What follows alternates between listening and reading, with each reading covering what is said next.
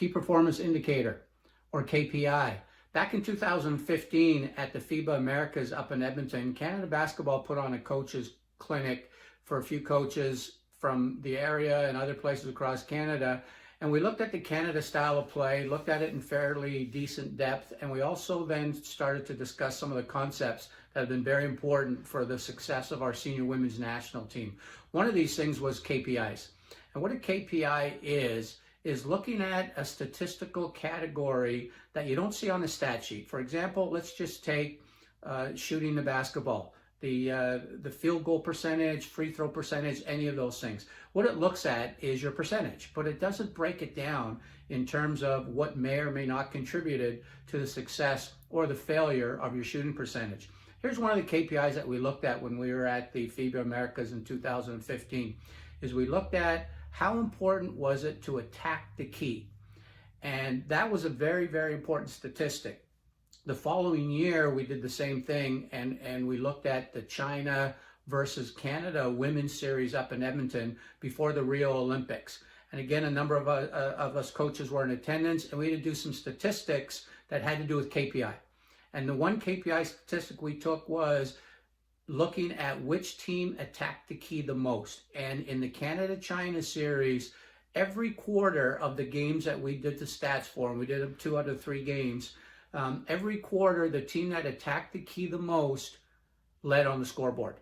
And Canada actually was fairly dominant that series, but they got into the key way more than China did. The other stat we looked at from a KPI perspective is when you do get into the key, if there's any traffic at all, what do? And most of the Chinese women, when they got into the key, they would do their layup and take off a 1 foot, and once they got up in the air, they're in trouble. The shot was being challenged, and it lowered their scoring percentage. Our national women's team, on the other hand, is when it came to their KPI and getting into the key, is they landed on 2 feet if there was any traffic. So once you land on 2 feet, you have a scoring opportunity. Can you do an up and under? Can you do a shot fake and do a step around? Can you do a pivot and pass out to a teammate? So the KPI that came out of that was as soon as you land on 2 feet in the key, your scoring percentage goes way up.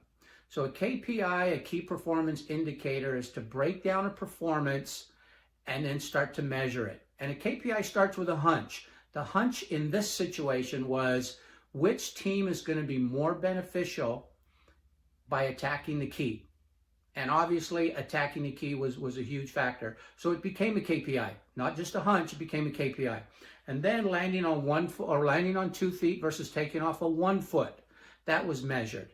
And the scoring percentage was way higher when players would land on 2 feet. So it became a KPI. It was no longer a hunch. It was a very important part of the game. So those 2 KPIs, getting into the key, attacking the key, and landing on 2 feet, was huge for the development of our senior women's national team.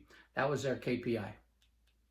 Another KPI that I read about comes from the men's basketball coach at University of Manitoba, Kirby Shep, and he had some statistics that he kept with regards to reversing the basketball. When you bring the ball down the floor and you pass it to the wing, that's the first side of the floor.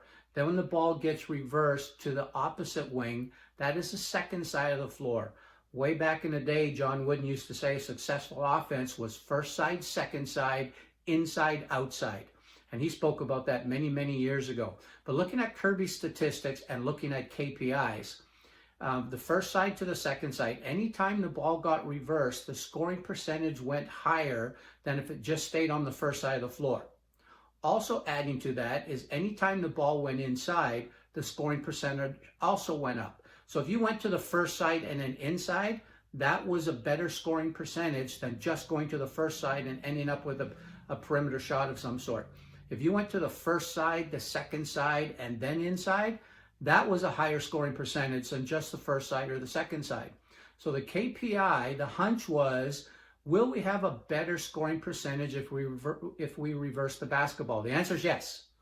And would our percentage scoring go up even higher if we also looked at inside? And again, the answer is yes. So getting it inside could be a pass to a post player, or it could be penetration. Get the ball to the first side, get it to the second side, get it into the key. or any combination thereof, and your scoring percentage goes way up. If the ball remains on the perimeter and you don't ever attack the key, it's a lower scoring percentage. So KPIs, very important part of the game of basketball. The third KPI example is talking with a high school coach that I've been working with for the last couple of years with his basketball team. And he just sent me this past week his statistics from the year. And his boys actually did very well. They're first-year high school kids, all in grade 10. And they won their league championship this year, private schools in our community. And they're all grade 10 kids, and they play against teams that had grade 12 players, grade 11 and 12 players. And they won their league championship. And it's partly because of Canada's style of play, a lot of the concepts that we implemented.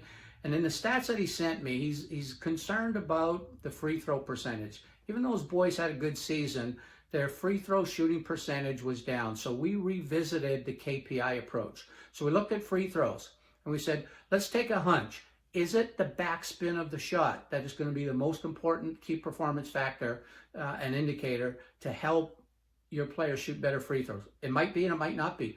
Could it be your follow through? Could it be the fact that your feet need to be turned instead of square? Could it be that you need to take a deep, relaxing breath? So we talked about the KPIs.